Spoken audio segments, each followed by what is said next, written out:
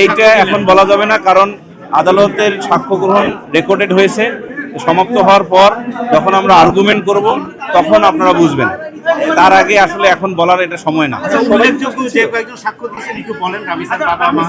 হ্যাঁ, রামিসা আক্তারের বাবা, মা, বোন রাইসা আক্তার এবং যিনি ভিডিও করেছেন রাজু নামে একজন উইটনেস।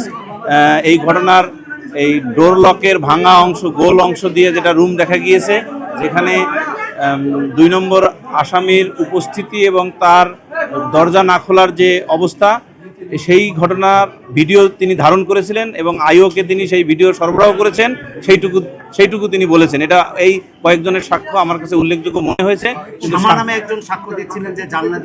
হ্যাঁ, সেটা দিয়েছেন এবং আপনারা শুনেছেন। শেখ আবু শামা উনি ওনার বাসার পাশের বাসা থেকে যখন নাস্তা করেছিলেন তখন দেখেছিলেন যে আসামি সোহেল রানা এই জানালার গ্রিল ভেঙে নামতেছেন এবং পরে ভিডিওতে দেখে উনি প্রথম চেনেন নাই, পরে চোর বলে ইয়ে করেছেন।